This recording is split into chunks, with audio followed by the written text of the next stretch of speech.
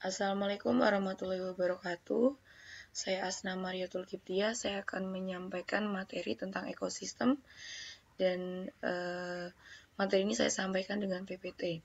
Saya mendapatkan PPT ini dari internet, yaitu dengan alamat masbudi.file.wordpress.com. Materi ekosistem ini kita temui pada kelas 5 di kurikulum 2013. Ekosistem adalah suatu sistem ekologi yang terbentuk oleh hubungan timbal balik antar makhluk hidup dengan lingkungannya. Jadi tidak akan ada ekosistem apabila tidak ada hubungan timbal balik. Ekosistem bisa dikatakan juga sebagai suatu tatanan kesatuan secara utuh dan menyeluruh antara segenap unsur lingkungan hidup yang saling mempengaruhi. Konsep ekosistem ada beberapa. Sebenarnya yang pertama adalah individu. Individu adalah makhluk tunggal yang mendiami suatu tempat. Baru kemudian setelah individu adalah populasi. Populasi adalah sekelompok makhluk hidup dari spesies pada tempat dan waktu yang sama. Kemudian yang selanjutnya adalah komunitas. Bisa disimpulkan komunitasnya adalah kumpulan dari populasi, baik tumbuhan dan hewan, bisa saja juga manusia yang hidup bersama pada lingkungan yang sama. Ini mohon maaf, salah ketik habitat. Habitat adalah tempat tinggal suatu makhluk hidup. Dan isi ada cara hidup yang khusus dari makhluk hidup. Nah, ini dia tingkatan organismenya jika digambarkan. Individu terdiri dari satu ekor anjing di sini. Kemudian populasinya ada 3 ekor anjing. Komunitasnya ada beberapa anjing dan beberapa kucing. Sedangkan ekosistemnya beberapa anjing, beberapa kucing. Kemudian ada mungkin di sini ada pohon yang mendiami suatu tempat tertentu dalam waktu tertentu pula. Kemudian interaksi antar komponen dalam sistem lingkungannya dapat digambarkan sebagai berikut.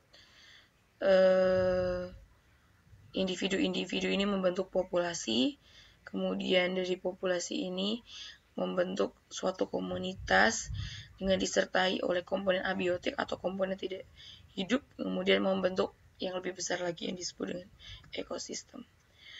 Sedangkan unsur ekosistemnya itu ada autotrofik dan heterotropik.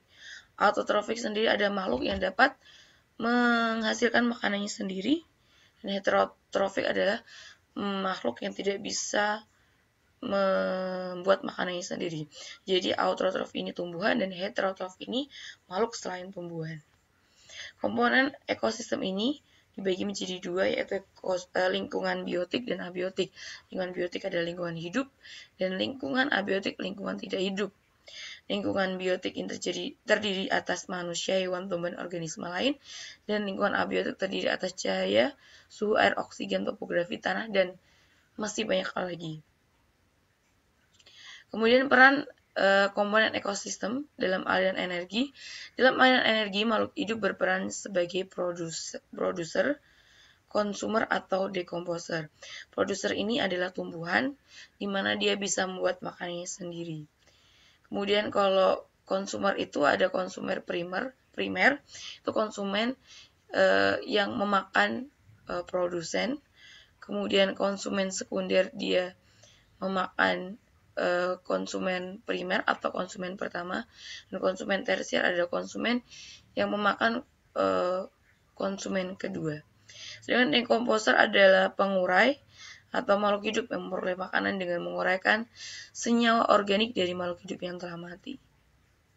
Dan tadi ada detritus, adalah suatu bahan hasil dari penguraian dekomposer yang merupakan makanan dari detritivor. Ini bisa dari cacing tanah maupun kaki seribu. Kemudian interaksi antar komponen ekosistem.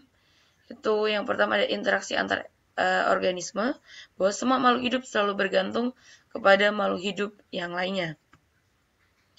Ada yang bersifat netral dan predasi. Kalau netral ini berarti mereka tidak saling mengganggu, contohnya adalah capung dan sapi. Kemudian predasi itu adalah hubungan antar mangsa dan pemangsa. Contohnya adalah singa dengan mangsanya seperti kijang rusa dan burung hantu dengan tikus.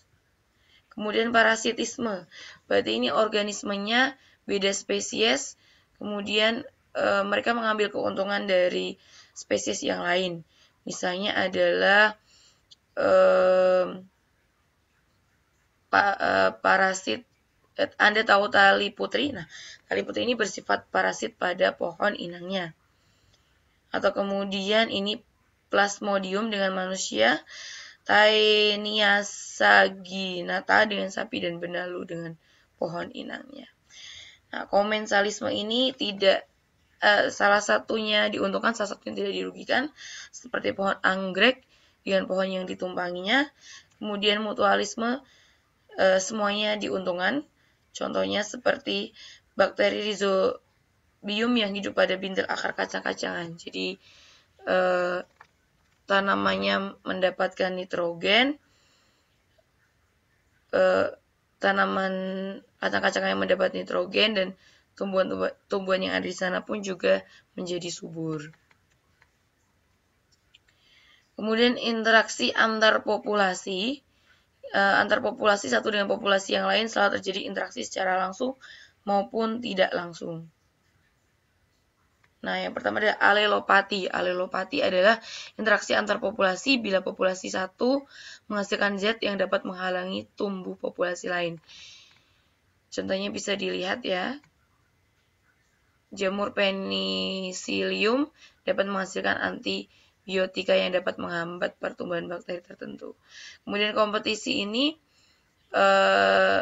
terjadi apabila terdapat kepentingan yang sama.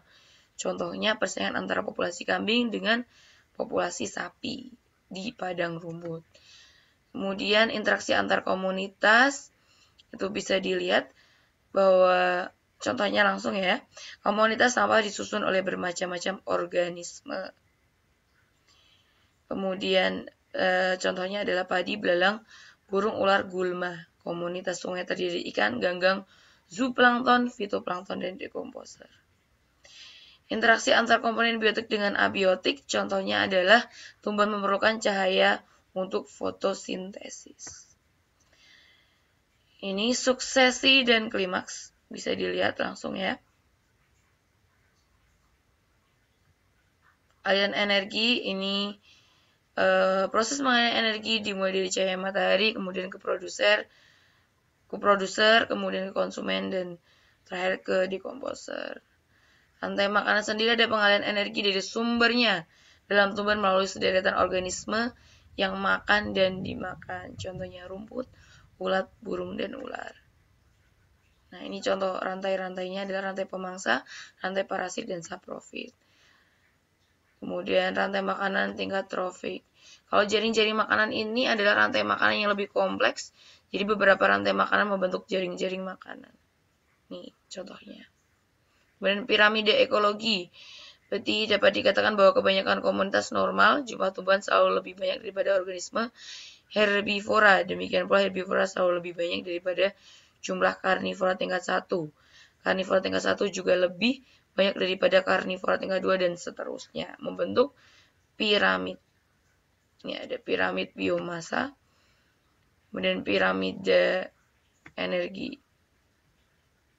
Nah, daur geokimia adalah pertukaran atau perubahan yang terus-menerus antara komponen biosfer yang hidup dengan tak hidup. Nah, ini daur airnya.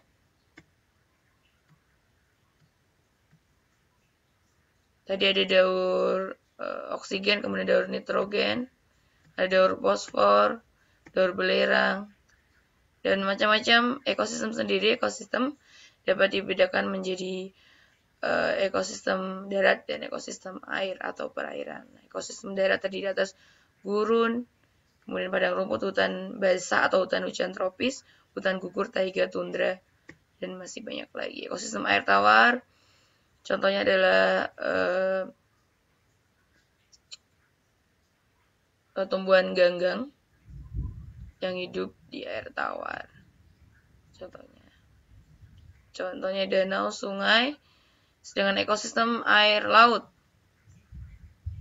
ekosistem air pantai. Tadi di atas contohnya adalah ini ekosistem pantai, itu maksudnya ekosistem tengah pantai, contohnya kita bisa menemui ganggang, porifera, anemonen laut, remis karang, dan lain-lain. Kemudian estuari, terumbu karang, ini ekosistem tanah. Dan sekian yang dapat saya sampaikan, dan terima kasih.